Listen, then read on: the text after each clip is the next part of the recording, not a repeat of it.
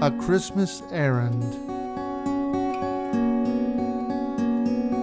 by David Allen Hall. Read by the author.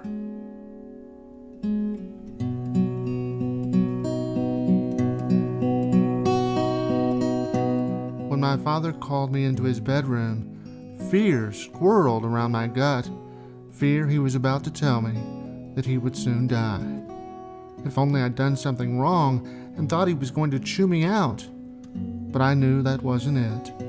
He was diabetic. Days before, his blood sugar dropped critically low. He'd gone into insulin shock. By the time an ambulance rushed him to the hospital, he wasn't breathing. They'd used electric paddles to revive him. Technically, he'd been dead 94 seconds. "How you feeling?" I asked. "Come on in," he said, struggling to fluff his pillow. Winter's last leaves clinked crisply in a flurry against the window. A steely light found its way through a gap in the curtain, casting a pallor on my father's face. He looked weak, shrunken, his chin whiskered, yet his chest shaved. He was nestled in an old quilt his mother pieced for him as a child, made from worn sheets, socks, and shirts. Was this the same man that once upon a time rescued me wheezing from my bed and carried me on his shoulders to the back stoop into the early morning air, the only relief from my choking asthma? The same man that climbed dangerous heights to build gigantic canopies over gas pumps? The same man electrocuted when a piece of sheet metal he was holding touched a live wire? The same man that needed skin grafts over much of his burned body, yet never for a day seemed weak to me? Until today. "There's something you could do for me, son." Nervously, I hid my puffy fingertips and bitten nails in my pockets. "Sure." My single word was a high-tension cable of sound. I stood by the bed, staring at the nightstand, at a dozen color-coded pills he swallowed daily. I routed my eyes away from his insulin hypodermic, away from the enlarged vein on his wrist, a vein swollen from years of dialysis. Even after my aunt gave him one of her kidneys, the vein hadn't shrunk much. The focus on his face fell, like he'd forgotten what he intended to say. The doctor had mentioned there might be brain damage from the precious seconds my father had been without oxygen. "You wanted me to do something for you?" I stepped closer. "Yeah." His lips were dry, cracked. His Listerine breath clogged my nostrils. "I don't think I can make it out this year and get something for your mother for Christmas. Was hoping you'd run across town and get me a box of fudge love for her." I smiled, no longer stalled at the crossroads of panic. "Where can I buy it?" "Place called the Sweet Shop. Only spot in Texas, maybe even the world. You can get it." He already had money out. I expected him to give me the usual 20. He handed me a 10. It's easy to forget now that those first few years of the 1980s were frugal. We were just recovering from massive inflation. Interest rates hovered around 20%. An hour later, I returned with the fudge. My dad cradled a clipboard in his lap, sketching something. "Got your stuff," I sat on the side of the bed. "Wasn't sure which one you wanted, so I got all 3 kinds. Tried to call, but their phone was out of order." I unzipped my backpack, dumped the fudge beside him. "This box here with almonds is what I wanted," he said, wedging his pencil behind his ear. My father believed the best pencil sharpener ever created was his pocket knife. Shaving speckled his discolored chest. "How much was all this? I only gave you a 10. "Don't worry about it. I took care of it." He scratched his graying, curly hair, gazing at me with an expression I'd never seen before and never saw again, an expression that, when I graduated from college years later, I pretended to see on his face as I imagined him, sitting proudly in the audience. "Spend your yard money?" he asked. It's not like the grass won't grow back," I said. At the time, I was hoping he'd reimburse me. Now I'm so thankful he never did. He patted my shoulder, lowering his voice to a whisper, as though we weren't alone. Hey, what say we open this box of truffles? Can you eat chocolate right now? Is it okay? My blood sugar does feel a little low. Might do me some good. Straight-faced, he used his pocket knife to neatly slice the cellophane on the box. Moving his arms, hurt his chest, still smarting from where he'd been shocked back to life. You know, he said, trying to conceal his pain, in Korea, they gave us all the chocolate we could eat. He went on to tell me a story about a war buddy of his, a private with a conspiracy theory that officers somehow got more almonds in their Hershey bars than did enlisted men. The hum of central heat floated into the room. As we ate our fudge, a warm draft slid past my face. The air seemed dipped in sugar. Fudge-loved truffles have a creamy center, hand-rolled in milk chocolate, which melted in my fingers. So, do you remember anything? From when? He asked. Before they resuscitated you, when they said you were dead. He fetched the memory with a blink or two. His eyes, milky with cataracts, seemed fixed on a different place. I tell you, David, if what I experienced was death or heaven, I'm not the least bit afraid of dying. Not anymore. What was it like?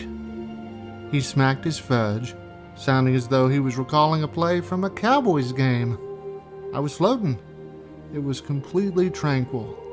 I've never been filled with such peace. The tresses of his memory spread calmly across his face. What was around you? Did you see a bright light?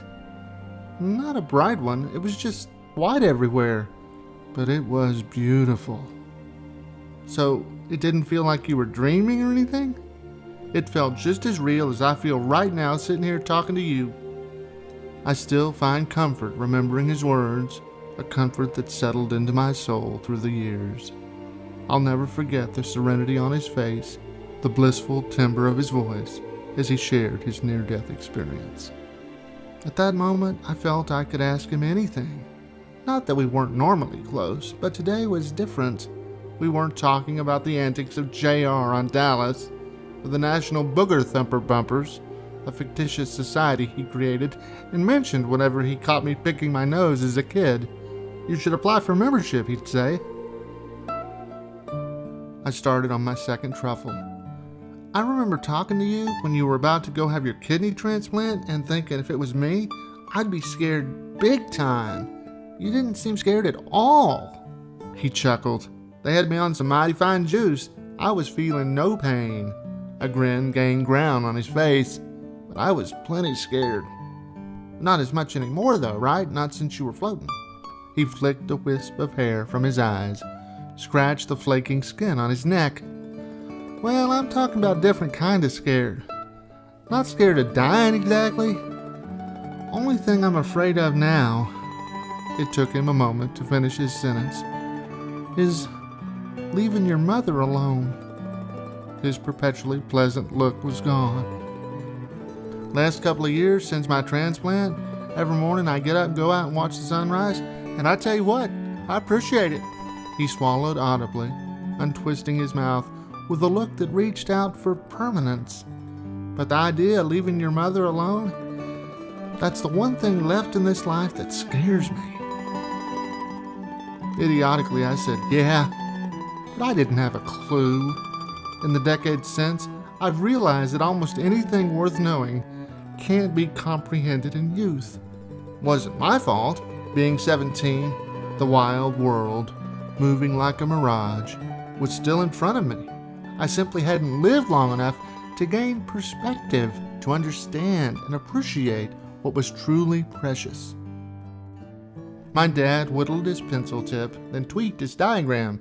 He explained that because ants were raiding his beehives, he was designing miniature moats of oil to encircle the hives, leaving the ants no way to cross without doing themselves in. He showed me how each moat would operate. It was simple, brilliant, and the next summer it worked perfectly.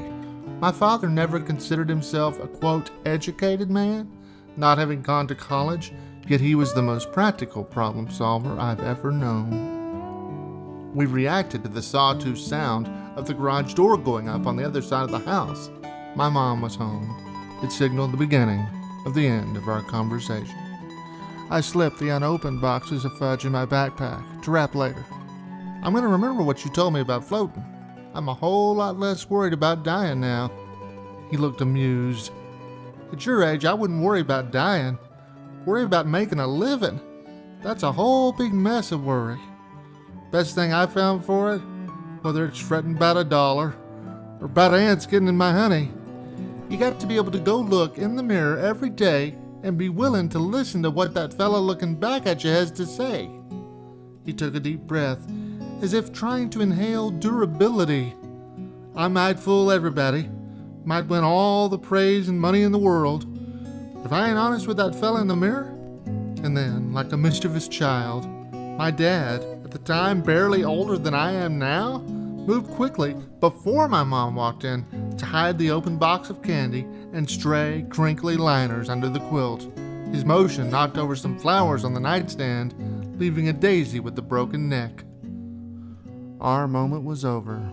We never had a talk like that again. All too soon, while I was still a teenager. Life swerved fast, and he was gone. Yet I've always remembered that afternoon. There wasn't anything particularly dramatic about it. My dad asked me to get some fudge for my mom, and I did. But from that day on, we shared a different relationship, a better one, which I've carried with me all through the years. Even after I graduated and moved away, after my mom sold the house to my brother, after my brother sold it out of the family, after all this time, I can still picture that Christmas Eve 30 years ago when I first talked to my father, not as a boy, but as a young man. Now, facing middle age, I've started to get an inkling of my dad's greatest fear. Like him, I don't want to leave my wife alone. In this way, as I grow older, I get to know my father better, even in death. A remembered word, a sound, a smell, a memory emblazoned with my own experience leaves me keenly wondering what I'll discover about him next. So on this winter-wet Christmas morning, after I brush my teeth, I pause to look at the man in the mirror to see what he has to say. Lately I've lamented that my father got interrupted, that he hadn't finished telling me exactly how this man in the mirror was the only one that kept his ultimate worry at bay. I can see him now, just as clearly as I did that day, my wise father turning into a guilty child with chocolate on his lips. I smile at the image, then face the man in the mirror. I see him smiling at me. I close my eyes and try to catch the memories riding through my morning, floating towards sunnier spaces, waiting, listening, hoping to hear what the man has to say.